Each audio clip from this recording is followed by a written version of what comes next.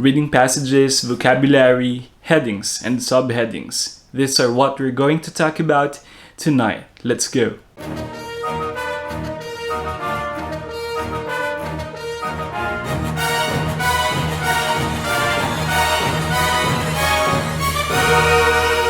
Hi guys, my name is John and I'm a critical care provider. If you're new to this channel, we talk about concepts like health and life sciences, mathematics, career tips, examination tips such as IELTS, OET, and nursing exam.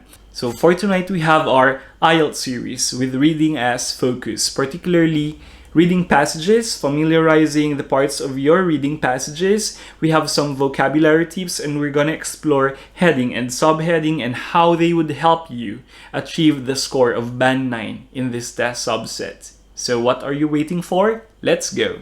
So first, let's go to your IELTS reading passage. Normally, it's longer than this, but for the purpose of today's session, we're gonna have a sample passage from the official Cambridge Guide to IELTS. In this exercise, your task is to name the 6 parts of the IELTS reading passage, and I'll give you 1 minute. The timer starts now.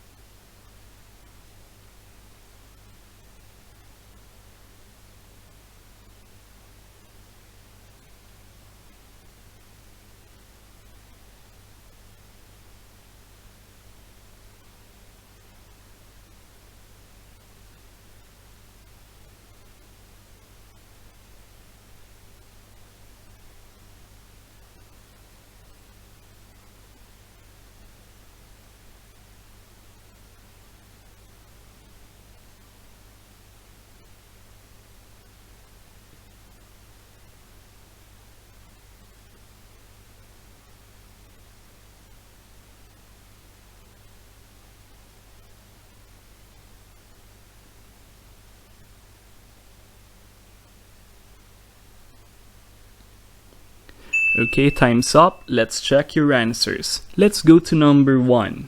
So what's your answer? Right, so for number 1, the answer is title or heading. So in this case, you have health tea. Okay, so that's what you call the title or the heading. This is normally in large font and it gives a hint on what the passage is all about. So let's go to number 2. What's your answer? So we have the subheading. So in this case, it reads as Sid Collins looks at the health properties of a favorite drink. So it's usually a single sentence, and this shows you what the passage is all about. Again, in this example, so it's a person's name. Sid Collins looks at the health properties of a favorite drink, which is the title or the heading, which is tea. Okay. Next, we have number 3. So the answer here is the paragraph. Okay, so number 3 is your paragraph. It is made up of sentences and it talks about a main idea. In this example, the paragraph talks about, yes, you're right, it talks about tea, specifically tannins. Moving on to number 4. These are texts which are in a smaller size than that of the body of the passage. So what's your answer? So number 4 is called a footnote. So footnotes give definition of technical terms such as the words in bold, okay? Next, we have number 5. Number 5 is quite straightforward, okay? You can see a picture and that's what you call figure or illustration. Okay, being straightforward, it's a photo, it's a picture that is relevant to the passage. So in front of you, you can see the tea and some cups of tea. And then we have number 6, which is just next to your figure or illustration or photo, and it's called a caption. So caption, it pretty much describes the passage illustration and it gives you a hint as well on what the passage is all about.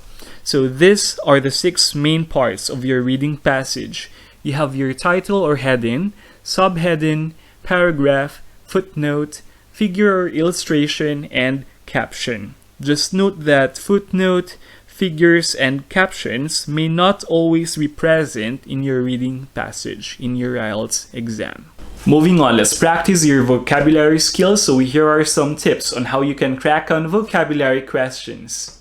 Let's have our second exercise. So for this task, you have to match terms 1 to 5 with meanings A to F. And for this time, I'll give you 2 minutes and the timer starts now.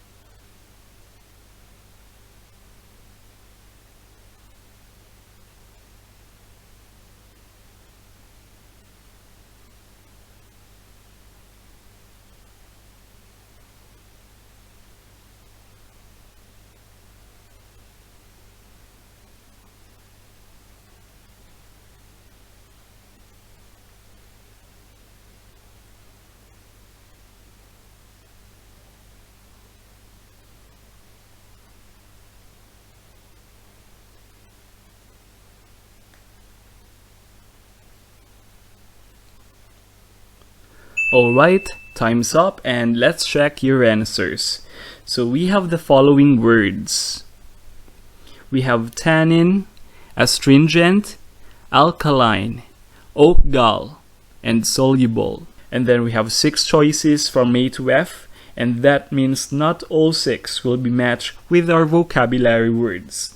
For this exercise, we're gonna refer to the reading passage. Let's begin. So the first one, we have tannin. So looking at the passage, you can see tannins in bold, and for the purpose of our tutorial, I have highlighted it for you. So let's read the sentence. If you are a tea drinker, you have probably heard of tannins, which are plant-based chemicals found in tea. So tannins, which are plant-based chemicals found in tea. It's quite straightforward. So let's go back to our options. We have A, B, C, D, E, and F. So say similar to lemon, a chemical found in certain plants, able to dissolve in liquid, the opposite of acidic, becoming cloudy, and a problem found on a type of tree. So it says plant-based chemicals found in tea. So we have letter B, a chemical found in certain plants. So the answer, letter B. Next, we have astringent. So let's refer to our passage. Let's read the sentence. We have, they are responsible for the astringent, bitter taste, sometimes associated with tea. The word astringent here has been used as a kind of taste. So it says astringent, bitter taste. So among our options, that's letter A, a taste similar to a lemon. So a bitter taste or a taste. Okay, so the answer is letter A. So next is alkaline. If you know science really well, you know that alkaline is the opposite of acidic, and the answer is letter D. Let's go back to the passage. So when you drink a cup of tea, it usually dissolves and remains clear unless the water is too cold or too alkaline. So looking at the options, letter D is the most appropriate answer. So we stick with letter D. So next we have oat gall. Let's refer back to the passage. Tannins occur in many different types of plants and food, but are especially present in oat galls, which have been used for centuries in Chinese medicine due to health-giving properties. And then if you look at the lower left side of the screen, you have the footnote, and in number 2, you see abnormal growths on oak trees. So galls may mean abnormal growth. So if you look at the options, we have letter F, a problem found on a type of tree. So a problem may be the abnormal growth, okay, on the trees. So we have letter F as our answer, okay? And then number 5, we have soluble. So in science, it means it can be mixed with liquid, such as water.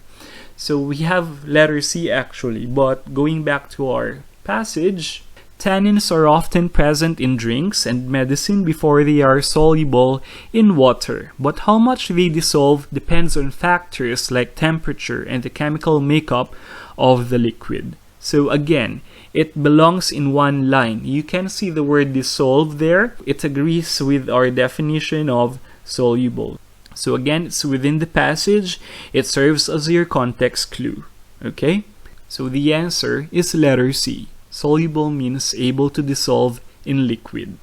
Okay guys, so we got 6/6. If you got 5 and below, you're failed. So try again next time. For vocabulary tips, you'll be able to find the word meanings through these 3. Remember, number 1, you have footnote, the small text either on the lower left hand side or the lower right hand side of your reading passage. And then you have the context of the passage or the explanation given within the passage. Right, so those are some vocabulary tips for vocabulary questions in your IELTS exam. Now let's talk about headings and subheadings. So this provide you information, or this tell you what the passage is all about without reading the passage just yet. So let's proceed to the final exercise. For our last exercise, your task is to match headings A to D from 4 reading passages with subheadings 1 to 5. That means there's one extra subheading that you do not need. So these are the headings and the subheadings. I'll give you 3 minutes and the timer starts now.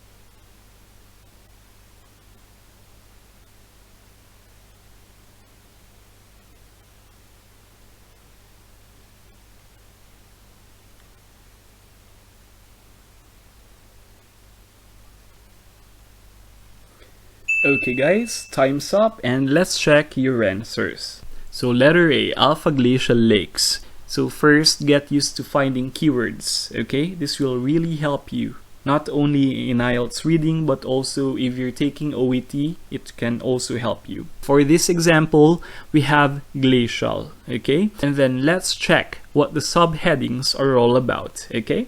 So for number 1, researchers disagree about whether social media is making us more isolated. So the keyword in number 1, it talks about social media. And then number 2, we have climatologists are assessing the impact of climate change on high altitude bodies of water. So keyword or keywords, climate change. And then number 3, James Clegg identifies 2 current trends that are expanding the role of science in high school. So key phrase, role of science and current trends. And then number 4, Alan Parker outlines a recent breakthrough in technology. Keywords, recent breakthrough and technology.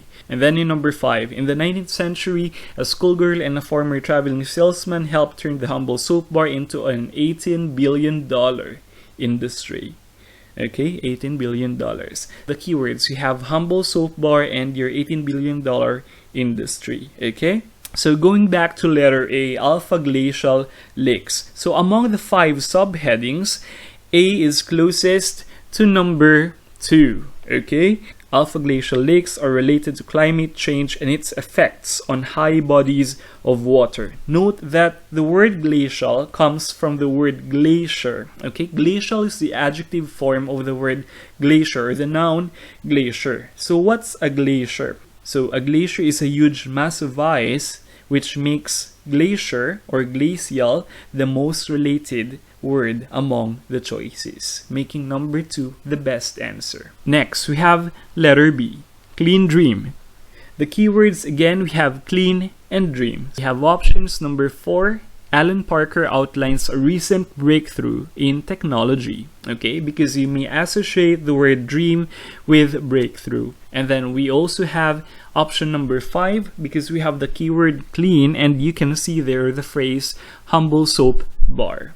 Okay, but if you're gonna have a closer look at the word clean, soap is the most related word, and that is number 5.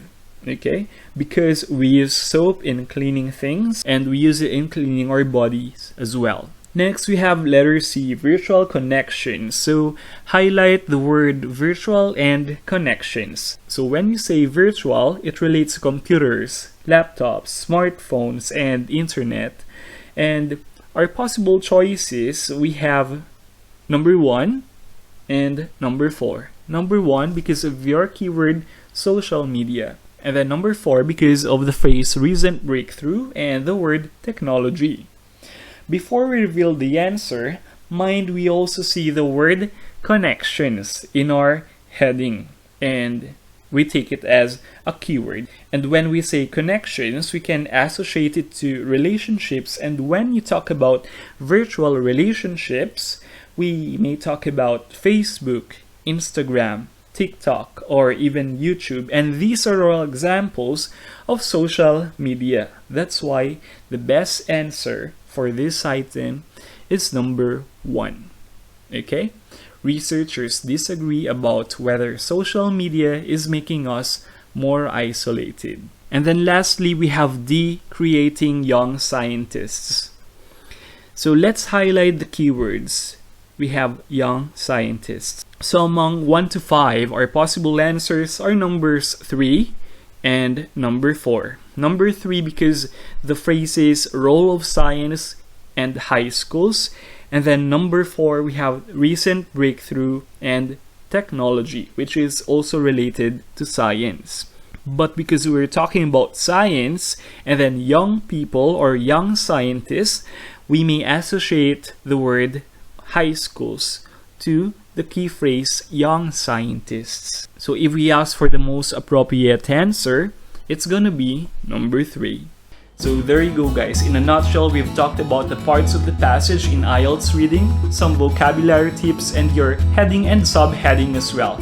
If you like this video, don't forget to consider subscribing to this channel and click the notification bell for more videos on career and examination tips like IELTS, OET, and nursing, and concepts like mathematics and health and life sciences. Again, may you get a band 9 in IELTS reading. See you in our next video. Good luck and stay safe. Bye!